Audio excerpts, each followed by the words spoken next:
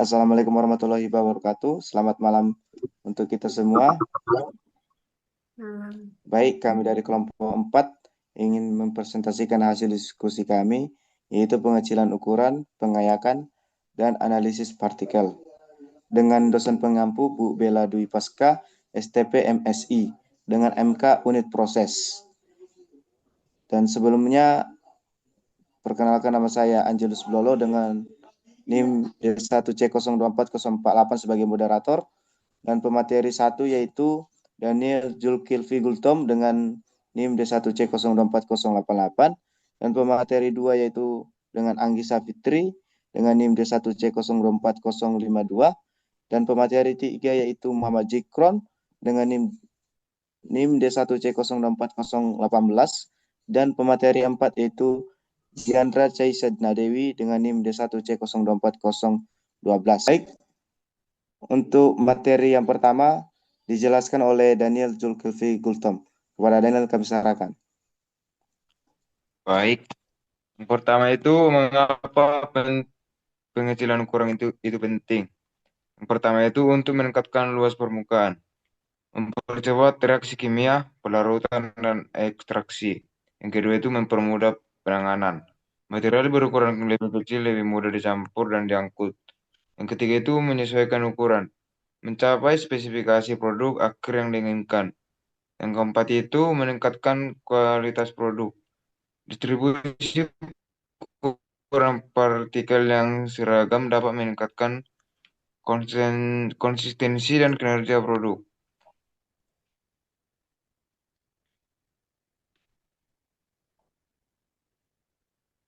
Selanjutnya itu metode pengecilan ukuran, prinsip dan peralatan. Yang pertama itu penghancur atau crushers. Digunakan untuk material berukuran besar, umumnya pada tahap awal pengecilan ukuran. Beroperasi dengan prinsip kompresi dan impact. Yang kedua itu penggiling atau mills. Mengurangi ukuran partikel menjadi lebih halus, menggunakan kombinasi impact, abrasi, dan gesekan.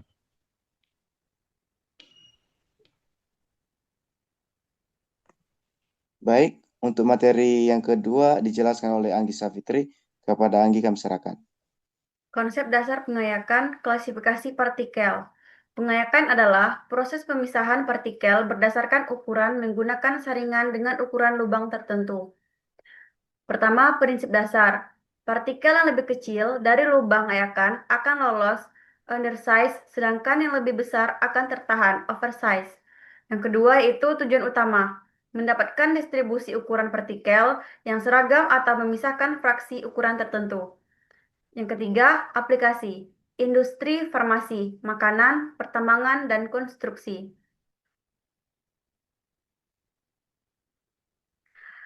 Adapun jenis-jenis ayakan dan mekanisme pengayakannya, yang pertama, ayakan getar, menggunakan getaran mekanis untuk menggerakkan partikel di atas permukaan ayakan. Yang kedua, ayakan putar, trommel, drum berputar dengan lubang ayakan di permukaannya, cocok untuk material basah atau lengket. Dan ketiga, ayakan aliran udara, menggunakan aliran udara untuk memisahkan partikel halus, cocok untuk analisis lab.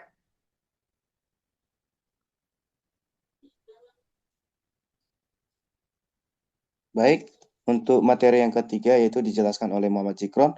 Kepada Muhammad Jikron kami serahkan. Baik, selanjutnya ada efisiensi pengayakan dan faktor yang memengaruhinya. Yang pertama itu ada ukuran lubang ayakan, menentukan batas pemisahan. Yang kedua ada bentuk partikel irregular lebih sulit lolos. Yang ketiga ada kandungan air, material basah cenderung mengumpal. Yang keempat ada laju umpan berlebih dapat mengurangi efisiensi. Yang kelima ada waktu pengayakan, waktu yang tidak cukup menyebabkan partikel halus tertahan. Selanjutnya ada pengantar analisis ukuran partikel, metode dan pentingnya. Analisis ukuran partikel adalah proses pengukuran dan mengklasifikasikan ukuran partikel dalam suatu sampel.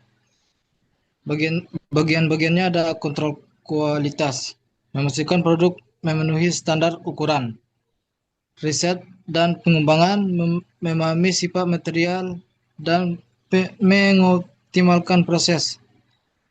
Yang tiga ada optimasi proses, menyesuaikan parameter pengecilan, ukuran, dan pengayakan.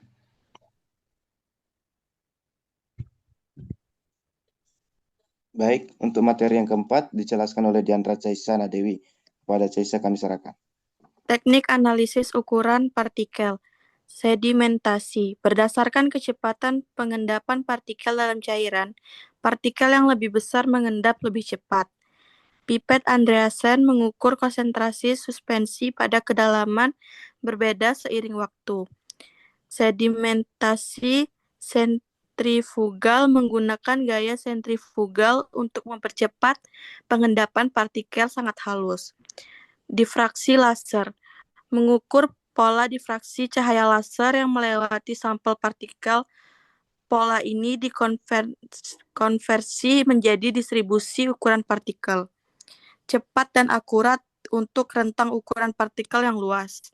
Metode non-kontak dan otomatis.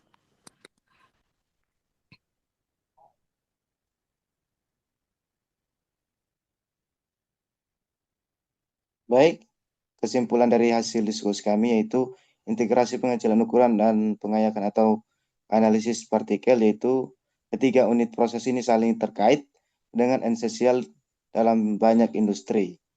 Yang poin pertama yaitu pengecilan ukuran dapat mengubah ukuran material awal, dan poin kedua yaitu pengayakan dapat memisahkan partikel berdasarkan ukuran, dan poin yang ketiga itu analisis partikel dapat mengukur dan menvertifikasi distribusi ukuran.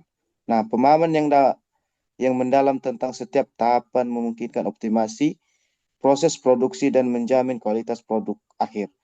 Nah, mungkin sekian dari hasil presentasi kami dari kelompok 4. Untuk teman-teman yang mau bertanya, silakan di komen-komen ya. Bila ada kesalahan yang telah kami lakukan, kami mohon maaf. Kami undur diri. Assalamualaikum warahmatullahi wabarakatuh. Waalaikumsalam warahmatullahi wabarakatuh.